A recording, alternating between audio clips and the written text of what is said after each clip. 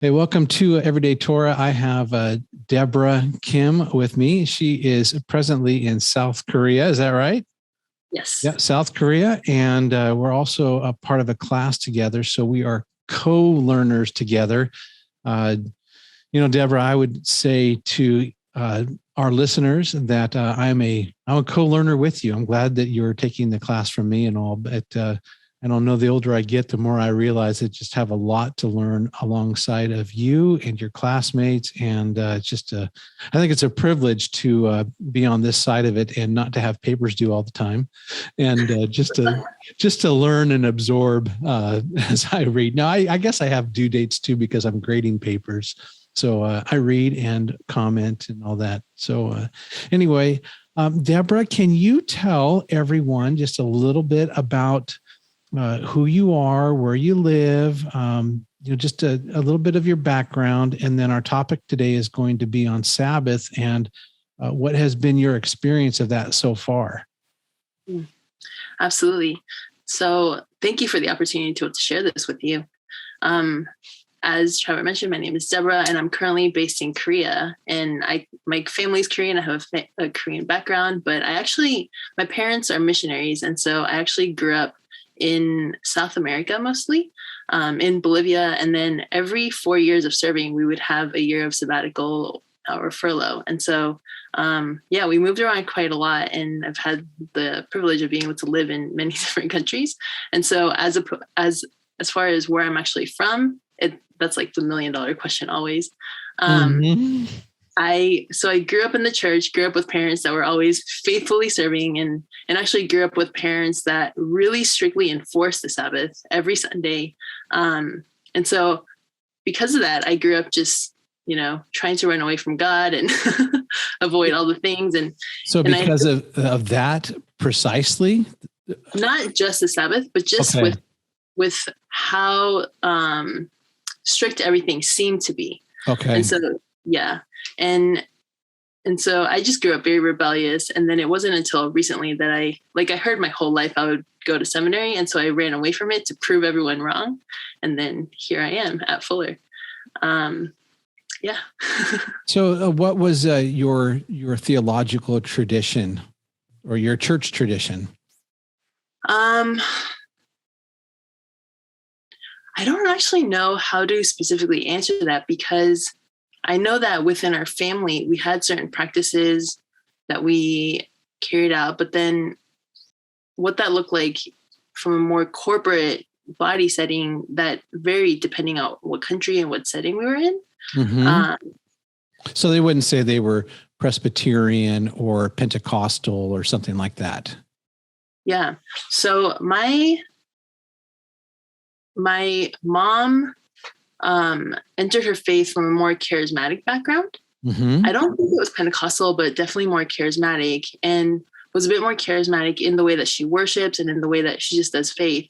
Whereas my dad is a very hardcore academic and tradition type of man. And so he aligned more with the Presbyterian side. And so our family, when we got sent as missionaries, we were sent by the Presbyterian church.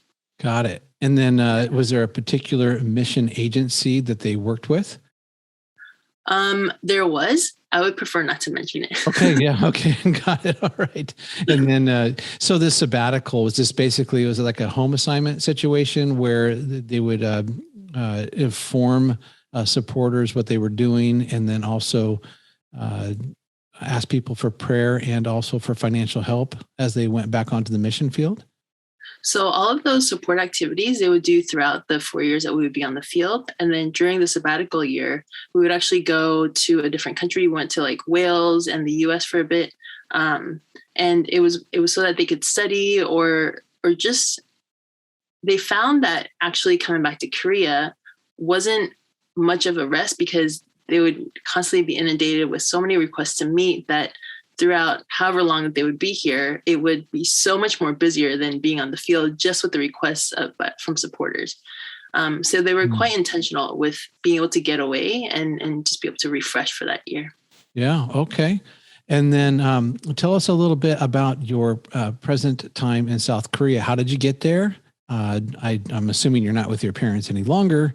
how'd you get there, and what exactly are you doing there? So I'm just laughing because I'm remembering the things, but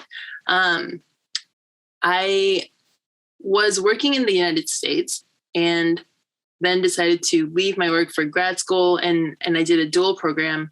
This is before Fuller, where half of it was in Korea. And at the time, I just having grown up in so many different cultures, you hear a lot about missionary kids having cultural or identity. What's the word? When they can't really figure out what culture their identity lucks in with. And so, there's a term for it and I can't remember it, but it was a time when for the 5 years or 4 or 5 years, just before I started grad school, I started to, for the first time in my life, become really proud of being Korean and also just was really intrigued by Korea. And so I decided to go on that journey where one of my master's programs was in Korea. And when I got here, I found that, the country had changed a lot and my perspective of it had changed a lot. And so that was about 10 years ago. And in the 10 years, every year that I was in Korea, I would end up leaving Korea for another year and then coming back for another year and leaving again. And it wasn't on purpose, not every time, but that's just how life happened to go. More recently, I was actually, sorry, this is a really long answer to your question, but no, it's fine. I want to know you. We want to know you.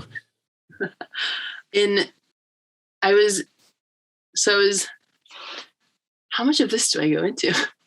So in 2020, while the world is experiencing COVID, I had this weird freak accident at home and was unconscious and nobody knew. And then my mom, who was in Bolivia, had been praying and she knew that I hadn't been feeling well. She hadn't heard from me in a while. And so she contacted someone to call 911. They came and got me, took me to the hospital. And I ended up in the hospital for 3 months. They thought I was completely paralyzed. I lost my memory, just a lot of different changes. And so long story short, coming from that, as I was coming out of the hospital, the doctor said, don't stress yourself out if you never walk again. It's great that you've been able to stand up because we never expected that your legs would ever move. And so just don't stress yourself out. And in that process, just started to walk again. And in relearning to walk, I felt like God was saying, hey, how about moving back to Bolivia and supporting your mom in ministry? So I was going to leave and prepared everything. And about 3 days before our flight was supposed to leave, I got a very strong feeling where God was like, thanks for preparing. Now I'd like you to stay in Korea. And so that's the short version. Oh my gosh. I just I'm like listening to your story and you've been all over the world. You probably know a few languages. You're in your master's program. You have parents that both love the Lord. You're in Bolivia, South Korea now. And then that story, wow, you lost your memory. I'm just thinking you've been through a lot of stuff already in life. So, well, we're glad you're alive. We're glad are you walking fine? Yes. Some things are still a bit of a balancing struggle. Okay. But I'm actually enjoying the process. Well, awesome. That's one of the things that I'm thinking is I know you online. I know you as a student. It's just the stuff that people have experienced behind the scenes that unless we were doing something like this, I would just never know this about you. So it's not that you come into a class and go, oh, by the way, I blacked out, I bumped my head or whatever it was. And, I'm still recovering from all that stuff. I would never, ever know. So anyway, so thanks for giving us some background in your story. How about this too, before we talk about Sabbath? What are the things that you are most passionate about? What makes you tick? What do you, what makes you smile? What's your gig? I think maybe the best way to explain this is, so last year while I was in recovery and came back home, I just for many different reasons, I work with, let me start over on that. I have a background in economics, but not the typical finance-based numbers and quantitative reasoning type of economics, but more behavioral economics. And having forgotten that part of economics, last year when I was in recovery, I think it was like because of hospital bills and just different financial things, I asked God, how do you see economics? What does that mean to you? And he taught me that it's relational economy. And, we're so fixated on currency, but he sees it as relational economy. And that is what drives everything that I do now. Not just because of the answer I received, but it was because of the things I got to see in the process that I was like, this is what keeps my heart going. And this is what, stirs me up and excites me and motivates me just to keep pushing forward in absolutely everything I do, whether it's one-on-one interactions like this, or even just conversations with friends or passing a stranger on the street, being able to see that every single interaction that we have, and even how the body works, whether it's at church or in other settings, there's something about a relational economy that never leaves us, and everything is intertwined in that. Yeah. If I may reflect on that, we have a similar passion. The reason I went to, not to seminary, but when I did the PhD work at Fuller, my primary question was, how did Yahweh make disciples? I wanted to know what were the methodologies that Yahweh used to create a people unto his name. So what I figured out was that Yahweh doesn't use lecture. He's not, it's not, hey, Israel, sit down in a bunch of rows of chairs so I can, week after week tell you what I'm about. Instead, what Yahweh did was he gave them activity lessons, activities that they could participate in that would highlight some aspect of Jesus, of Yeshua, so that they might theologize from the midst of their environment.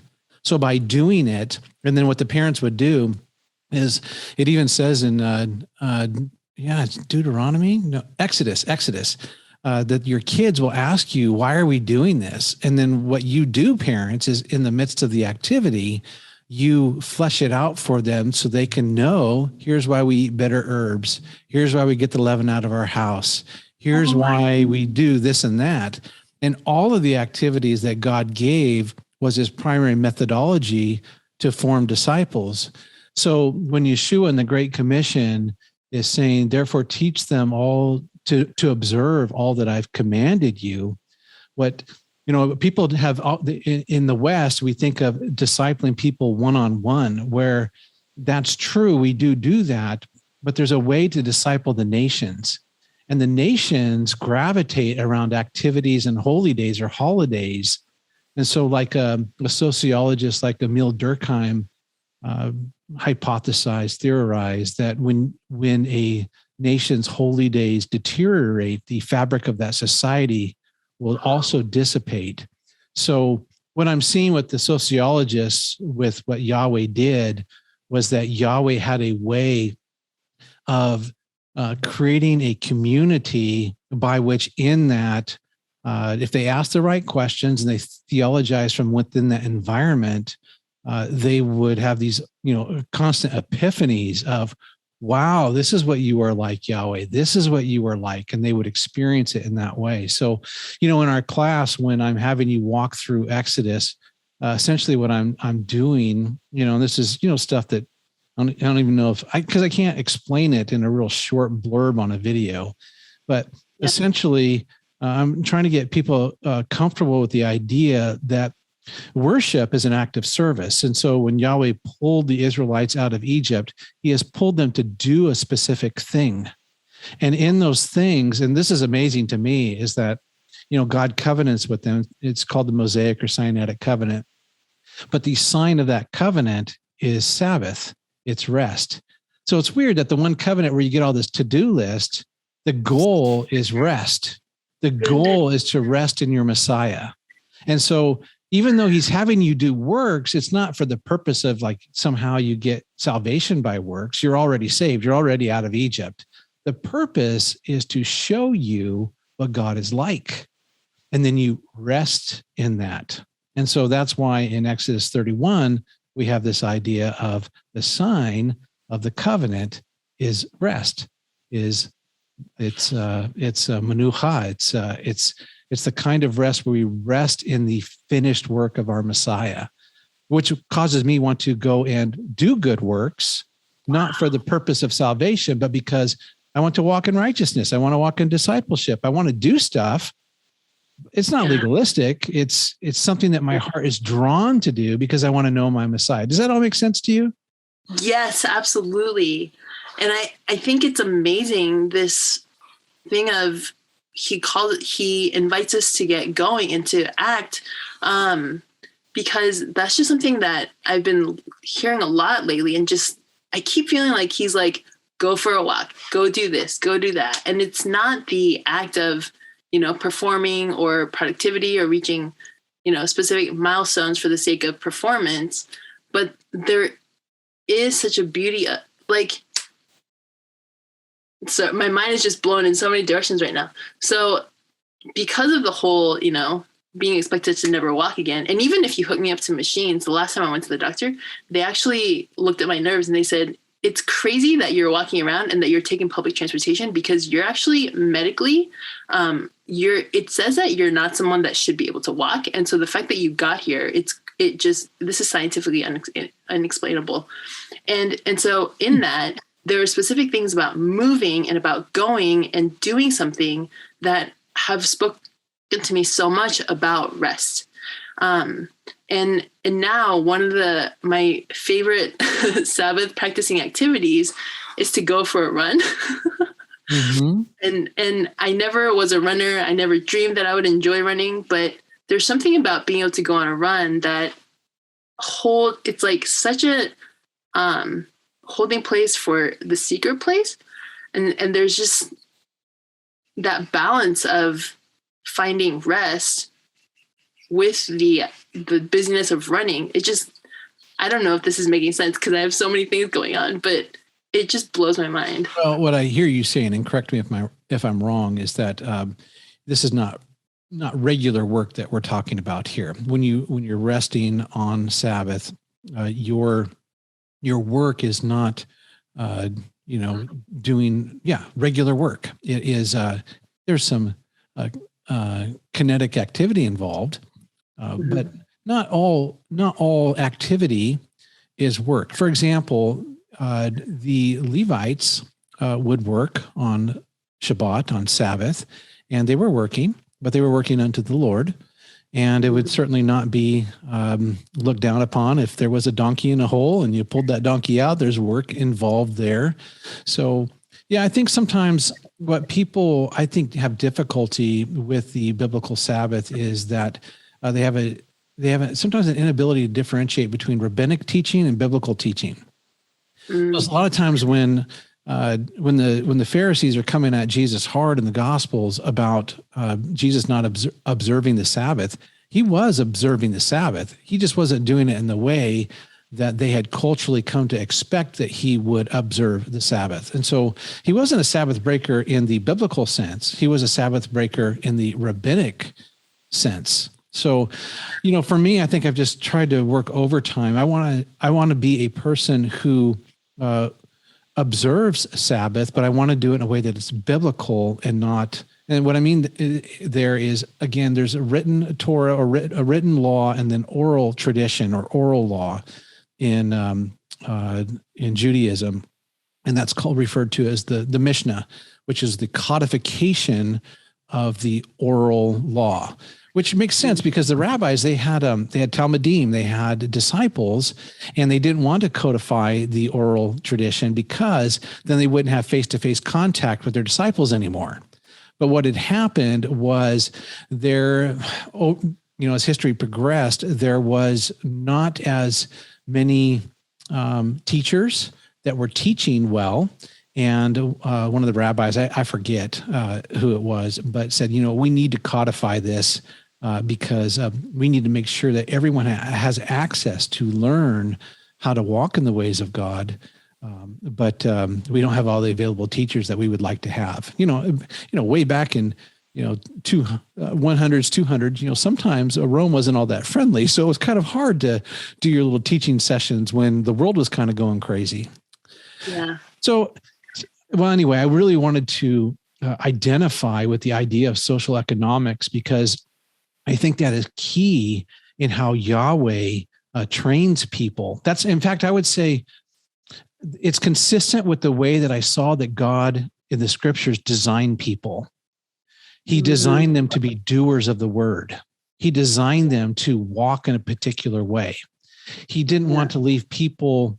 It's almost like Yahweh wanted to micromanage my life, and I want to let him. If Yahweh knows the way and wants to teach me what his son is like on a day-by-day basis, I'm saying, sign me up, count me in.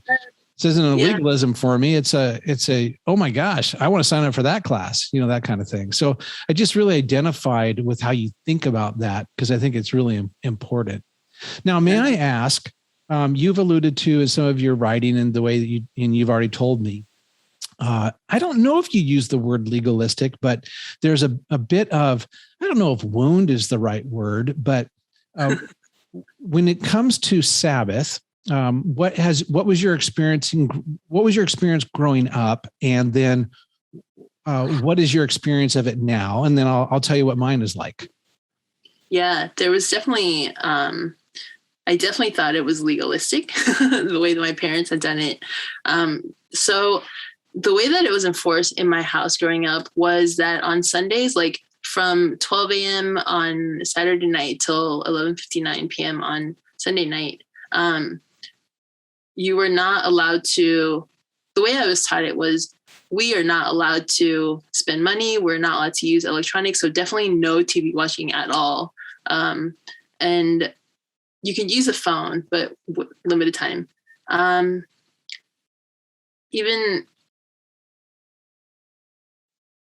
I think those were the two biggest ones. Oh, couldn't play sports, because in Bolivia, playing sports together with the church group, that was like a really common, and everyone did it. It was a common practice. But then I would always have to sit out when the youth group was playing soccer or basketball, even though the church could do it. It would never be a church activity to go and do it. But then as a neighborhood community, if they were going to play soccer with the other neighbors, and that would be permitted, but then I would just have to sit and watch, or I would even like run around with them and play with them. And then there would be people stationed like around the blocks to be like, your parents are coming. And so I would have to like wipe my sweat and pretend like I hadn't been running around. And so because of that, even if we were traveling somewhere and like if we're staying at a hotel and there's not going to be a kitchen for Sunday, then we would buy all the food beforehand so that on Sunday we wouldn't spend money and we wouldn't have to eat out or anything like that. And so I did think it was very legalistic, and more recently have come to learn that I think on one hand, there was the part of Korean culture is very, when it comes to rules and things to do or not do, it, especially back then, it did tend to be very black and white. And so I don't think my parents had any intention of, God is going to destroy us if we don't do this. But I think just culturally, that was the framing that they got. And I have come to realize that because those practices were enforced at home since I was young, it makes it so much easier now to long for Sabbath and to not see it as a strange, like, practice, but to be able to incorporate it into my regular routine. Yeah. Okay. So is emotionally potentially wounded, would that be the words that you would use to describe how it felt growing up? And is that gone now for you? It's definitely gone. I don't know if emotionally wounded, maybe not wounded, but definitely some, I don't know if it would even be bitterness, but definitely felt a bit sour of, why are my parents so strict? Mm-hmm. Yeah, but it's definitely gone now. And I had mentioned this to you in the email, but even now, things that back then I thought were so wrong that now I'm able to actually intentionally communicate with him. Thank you so much for making us do this. Because of that, I'm able to learn these practices now. Yeah. Okay. So then do you find that Sabbath keeping now, is it a joy for you? Are you intentional about it? How does that work for you now? So it's definitely a joy. It's a bit of a challenge because I have a full-time job, like non-ministry vocational job during the week. And then I work at church on the weekends, and then I have my fuller schedule. And so time-wise, I even forgot like the 10 commandments, and I don't know if I knew this before, but I learned more recently with the recovered memory that Sabbath is a commandment. And that was something that God kept highlighting over and over and over from about like 4 months ago. Yeah. And so I asked him, how on earth am I supposed to have a Sabbath? Because it was even the days when I would even specifically move things around so I could have a set number of hours for Sabbath, where on those days it would be like the craziest, like something would happen or something unexpected, or someone would, just things kept interfering with that. And so I asked him, you told me to keep the Sabbath and to start that again, but you know my schedule and you've given me my schedule. I'm not procrastinating. I'm not, my priorities seem to be aligned well. So how am I supposed to have a Sabbath? And more recently, I would say in the last month or two, have come to see the opportunities of Sabbath that maybe aren't for an extensive period, but moments of Sabbath that I can have on certain days or in certain practices. Like I know that one of our assignments for this week is to not use our mobile devices or electronics. And that's actually something that I started doing, in that whenever I leave my house for errands or even to meet people, I won't take my cell phone. And so, yeah, it's definitely a joy, and it's definitely something I seek and long for more of. Mm-hmm. And also just get to enjoy when I'm like on a walk without my phone and realize, oh, this is like when I go for a run and don't have my phone and, don't need to be connected to the world as much. Yeah. I tell people when they resist, and I try to teach people to observe Sabbath. And I tell them about it and about my experience. And sometimes I'll get some kickback, and I just like, wait, I'm confused here.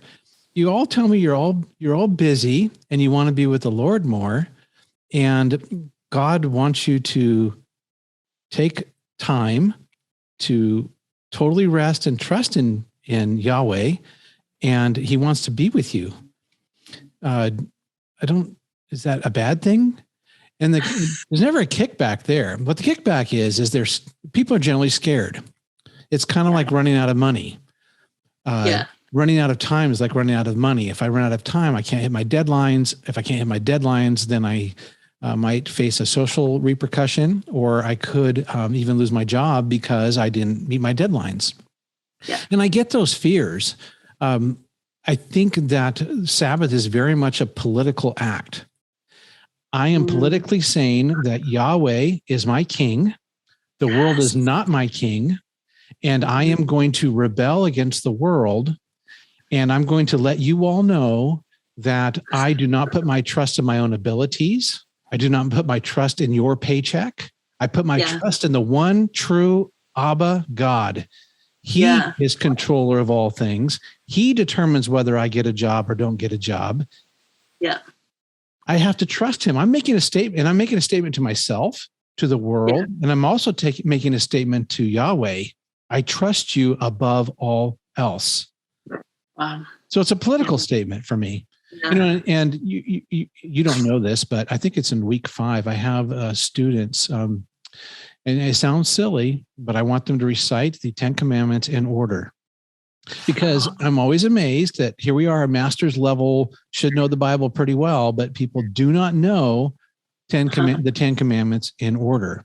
And it's always baffled me that why we get the, hey, don't steal. Do we do that legalistically? Yeah. And that's it's kind of a question. I'm not putting you on the spot here, but so, hey, you get this urge in your heart to steal when you go down to the store. Should you go ahead and do it? Or should you legalistically not do it? I would say, hey, legalistically, don't do it. How about committing adultery? No, it's not in my heart to not commit adultery. Oh, so well, until your heart catches up, how about you just legalistically do what God tells you to do because it's good for you? So I have that type of relationship. And I should probably preface this, that growing up, I had no regard for the Sabbath. I grew up evangelical. I didn't understand why, in Hebrews 4, isn't that something, rest on a Shabbat, on a Sabbath, is something the Jews did. I don't need to do that because Jesus is my Sabbath rest. And the more that I've kind of went down that road of I started to find myself in some logic flaws. I'm not really sure that's what Hebrews 4 actually means. So I just wondered, and this might also help too, is that I don't know sometimes what is the difference between legalism and obedience. I think legalism is when you want to call it something that you just don't want to do. Obedience is something of a posture of my heart that even though I might not understand, Yahweh, why you want me to do something, I'm still going to do it, not because I'm legalistic, but because I trust you as my Father. Yeah. So I'm just going to do it. So my experience, and anyone listening to this, you just need to understand that this is Traver's opinion. This is Traver's thoughts. This is not, I'm not here to tell you what to do, what to think. I don't have to be right on everything. That's not my goal here. Okay. So but let me be me.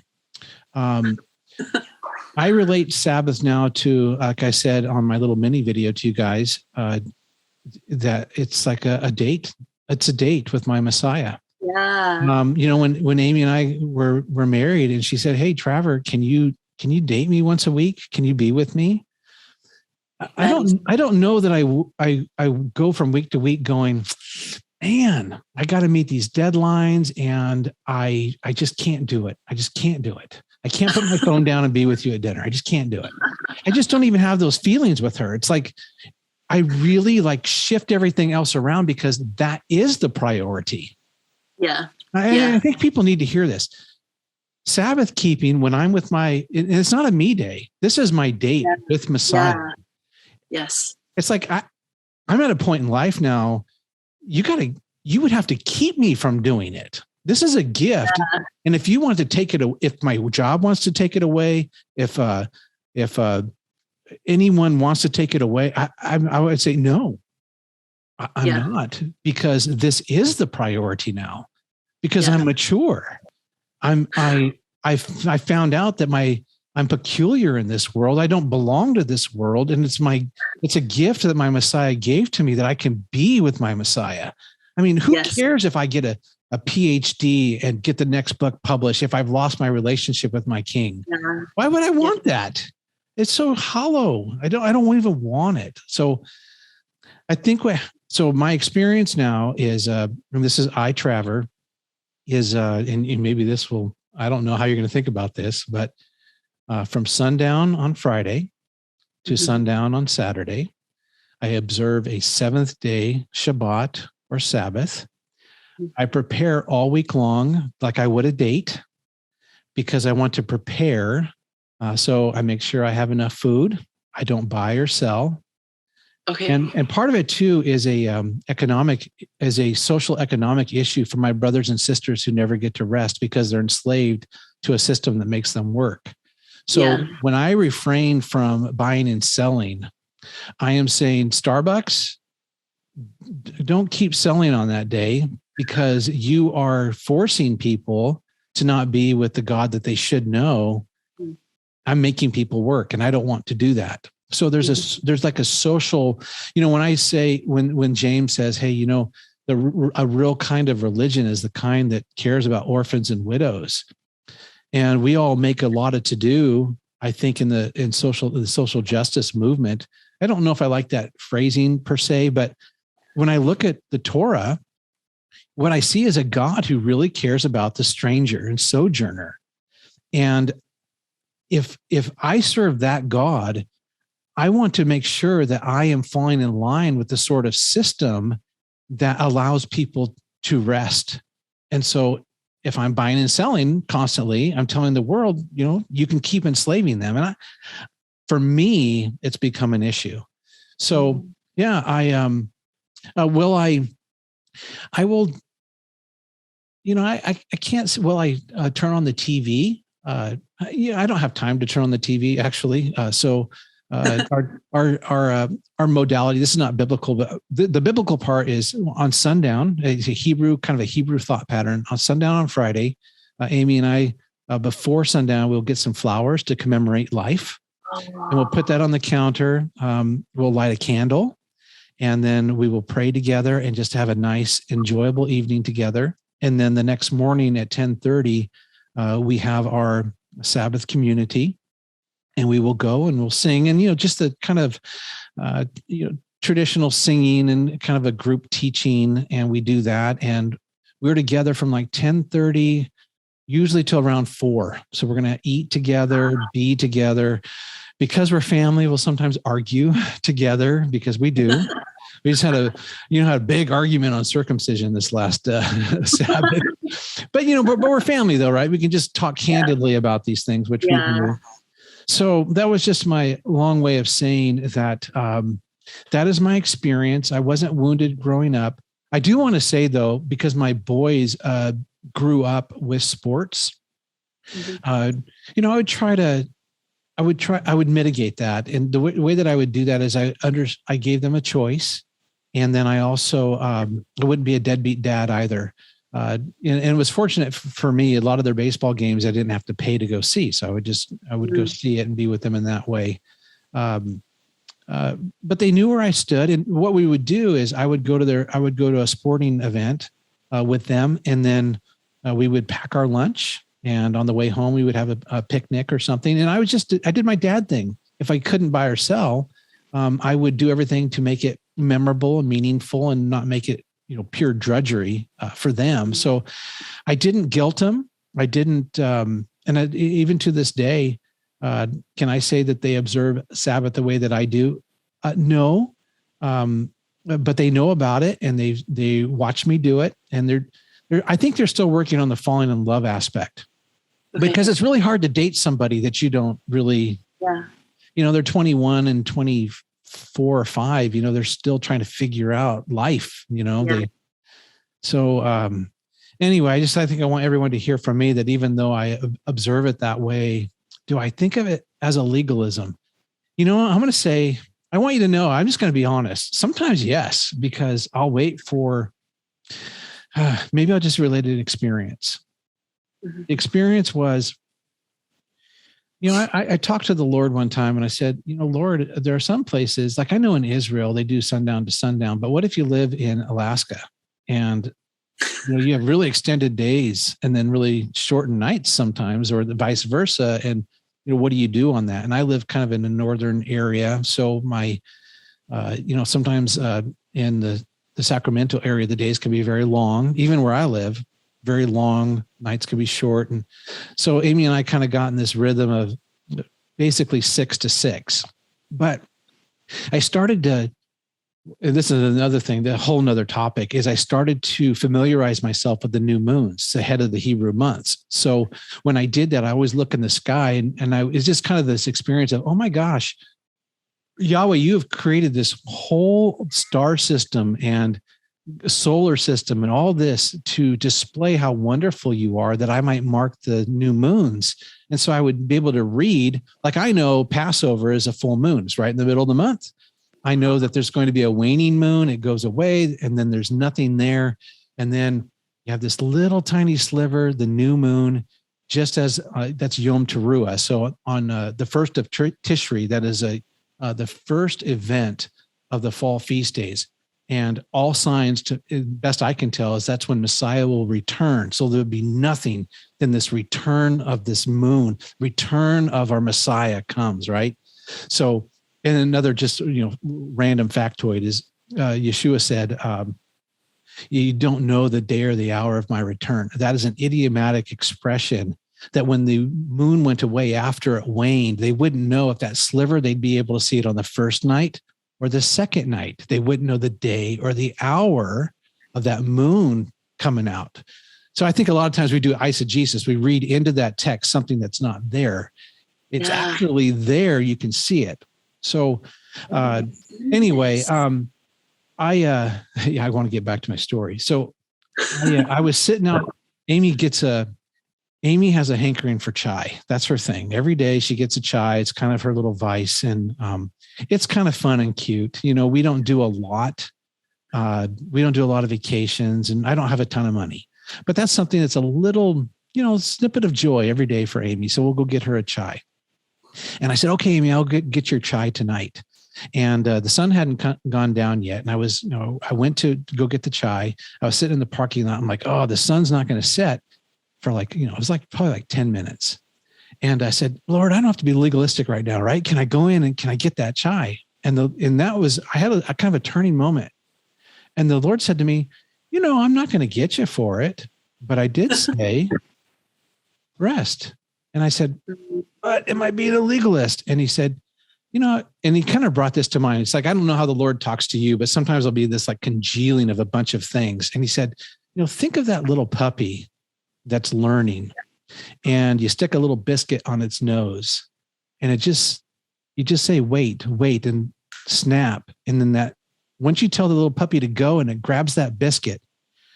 And the whole relation to me was, Traver, I want you to be that kind of son, that you would follow me so closely that when I leave, it's like a testing, right? When Israel comes out of Egypt, what does God do? He tests them. Will you follow me? Will you follow me? It's like, we read that. We're like, why are you testing? What are you doing? Well, he wants to know, how are you in love with me? What's the nature of our relationship?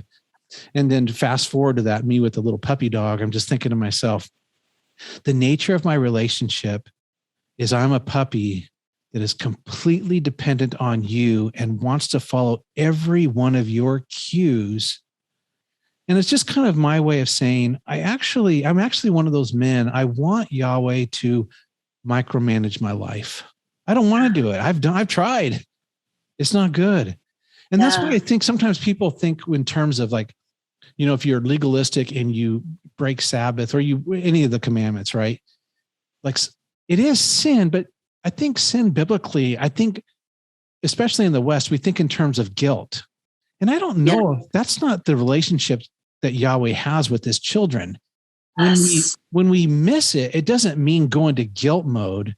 What it means is that I have missed the mark, but it's not a guilt mode. I'm just trying to train you because I want you to be a people that's peculiar, and I want you to completely trust in me.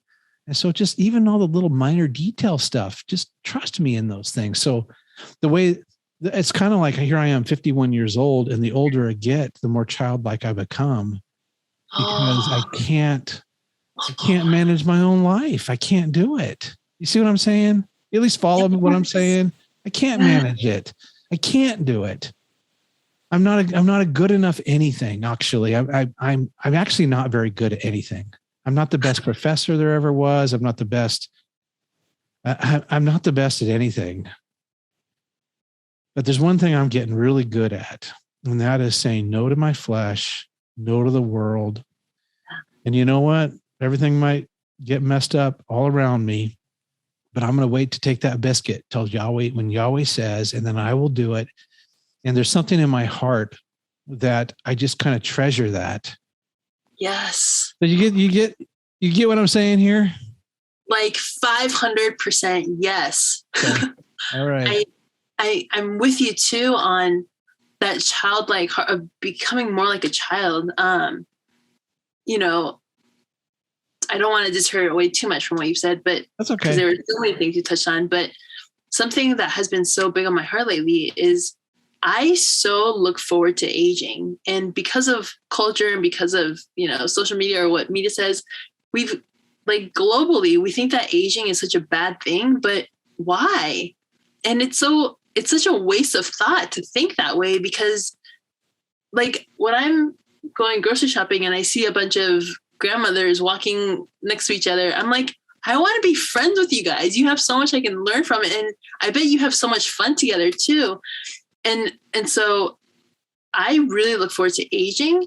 And I think that childlike heart is something that never has to go away and that we never have to lose.